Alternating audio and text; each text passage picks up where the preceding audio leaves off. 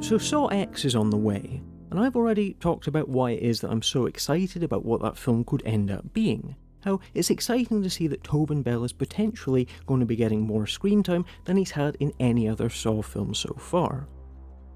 We also know that Saw X is set between Saws 1 and 2, and that it will feature, to what extent we don't yet fully know, the developing of the relationship between John Kramer and Shawnee Smith's Amanda Young. And that's really great too, because Amanda is perhaps the most interesting and complex character in the Saw series after Jigsaw himself. It'll be really interesting to see more of her story unfold, to just lay out the journey that that character's been on for the first time in some kind of a chronological order, to make sense of all the little pieces of her story that we've been given so far. But what we haven't really got too much of a concrete idea about yet, and this is what I want to talk about today, is the question of who else might be returning for Saw X. And I think that the answer to that question could end up making all the difference in the world. Because Saw has built itself up into this very complex, interconnected story over all of its various installments, adding new twists and details to the John Kramer story, film by film. And because of the way that the Saw films are structured, with the action playing out in multiple timelines with a lot of flashbacks and surprise revelations, we now know that Jigsaw had at least 4 different apprentices helping him during his life. 4? That's insane. So much has been bolted onto that period of time in the Saw universe between parts 1 and 3 when John Kramer was still alive, that we now know that almost nothing in those films was as it first seemed. And the real problem with that is that if Saw X is going to be a film that takes place entirely in the series past, if it sticks to a basically linear chronology, then we're going to have to stop and think about, well, where were all of these hidden apprentices at this particular point in time?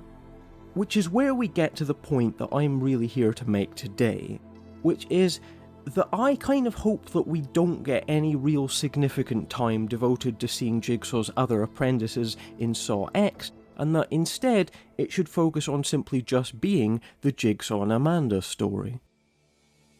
Because the first problem that I've got is that the Saw series as a whole, which by the way I do genuinely love, has been plagued by lazy writing, especially in the films that take place after John Kramer's death. And by lazy writing, what I mean is, the twist ending of Saw 2 is that Amanda turns out to have been secretly working alongside Jigsaw all along as his apprentice. Now, that's a great ending, it really works. The twist ending of Saw 4 is that Detective Hoffman turns out to have been secretly working alongside Jigsaw all along as his apprentice. The twist ending of Saw 3D is that Dr. Gordon turns out to have been secretly working alongside Jigsaw all along as his apprentice. The twist ending of Jigsaw is that Dr. Logan Nelson turns out to have been secretly working alongside Jigsaw all along as his apprentice. You see what I mean? They're the same picture. Now, it's not necessarily bad writing per se. It's not that you can't make all of those twists fit within the logic of the Saw universe if you really want to, and for the most part, you're okay just kind of going along with the ride, but it's just madness when you step back and realise that almost half the films in the franchise end with basically exactly the same twist, to the point where someone suddenly turning out to be a secret Jigsaw apprentice has now become kind of a running joke with Saw fans. And I get it. You know, most of the Saw films were made one a year over a very short space of time. It's amazing, really, that the Saw films are as good as they are considering the circumstances in which they were made. It's just that often they did rely on repeating things that seemed to work. And I think that the Secret Apprentice trick, it works great in Saw 2, it's fine in Saw 4, but then by Saw 3D, it kind of wears out its welcome. Because personally, I can just never buy the fact that Dr. Gordon is a secret Jigsaw apprentice all along. It just totally doesn't fit with his character, and it's much too kind of cutesy a way to try and tie up the whole franchise and have everything come full circle. For me, the end of Saw 3D has always been the moment when the franchise basically jumps the shark, and I'm kind of glad that they never really had to run with that plot point, because I think it stands up to no more scrutiny than about the 2 minutes of screen time that it got at the end of Saw 3D. Now, you might not have the same problems with the Dr. Gordon reveal that I do, but I think it ties into a bigger point about the Saw franchise as a whole, which is that going forwards, it needs to not be beholden to honour the entirety of its history, especially not in a single film. Saw X needs to be able to pick and choose the things that work from the Saw continuity, and the simplicity and the power of those early films when John Kramer was still alive, rather than in muddling itself up in the tangled and hastily written timeline of the later films. And that's not to say either that leaving out any of Jigsaw's other apprentices is necessarily saying that they're not there somewhere. You don't need to rewrite the continuity in that kind of stroppy elitist way that the new Halloween films did, where you say, that stuff didn't work, let's just completely rewrite it out of history. I'll accept my payment. Dr. Gordon and Hoffman and Logan, they can still exist as Jigsaw's apprentices. I just think it would be better if they're kept off screen as much as possible. Because even if any of them are included, and at this point it seems that at least Hoffman looks like he's probably going to be at this stage, and they decide to try and untangle some of the mess of who was where doing what and who knew about it, I can't help but feel that doing that is almost an admission of fault. Putting Dr. Gordon in Saw X and trying to rationalise his involvement in the Saw story beyond just being this fun cameo at the end of Saw 3D, as a permanent co-conspirator who was always at Jigsaw's side, feels like admitting that it's a daft idea that needs to be further explained. I can't help but think that it would end up feeling more like an apology for doing something stupid, and I don't want Saw X to be a film that's just devoted to fixing the mistakes of the lazier late sequels. I want it to be a celebration of everything that's great about the series, which is why I'm excited about getting more Tobin Bell than we've had in any other film so far. But also, it's about getting to see more Amanda.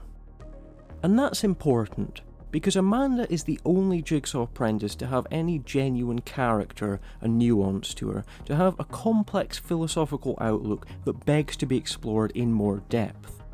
She's also the only one of the apprentices to have a relationship with John Kramer that actually means anything. You feel the real emotion of their scenes together in Saw 3 as being a real thing, unlike in Saw 5, or Saw 3D, or Jigsaw.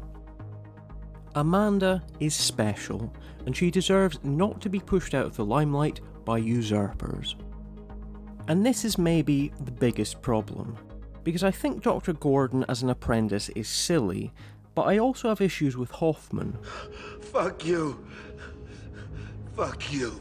Now, I like Costas Mandylor a lot, and Hoffman is a key part of the later sequels, but he's no Amanda. There's nothing about his character that makes me want to particularly see any more of him than we've got, because unlike the immensely layered and charismatic Jigsaw, Hoffman is a cartoon. He's just a bad baddie who dresses all in black, scowls a lot, and does nasty things. He was never more than just a generic villain with a very thin backstory that never gets referenced once it's brought up, and we never learned anything about him that made him interesting. He never became Jigsaw 2.0 because he felt like such a downgrade, and the franchise became totally black and white when he took over as the chief antagonist. It's really so tragic that Amanda died in Saw 3, actually maybe arguably even more so than John Kramer dying, because I think that a Saw film with Amanda in charge could have been just so interesting. But what I think is really important about Amanda is she's dead. Because Saw X is a unique opportunity, to borrow a line from Jigsaw, to speak for the dead, to give us more of Tobin Bell and Shawnee Smith. Now, if you really want more Hoffman, you really want more Dr. Gordon or more Logan, none of those characters are currently canonically dead. The Jigsaw Apprentice war can carry on in a new series of post-Saw 3D films if you really want it to, with them all fighting to see who the rightful heir to the mantle should be. There's still room to do more with those characters because their stories just haven't ended yet. Whereas John Kramer and Amanda are indeed dead.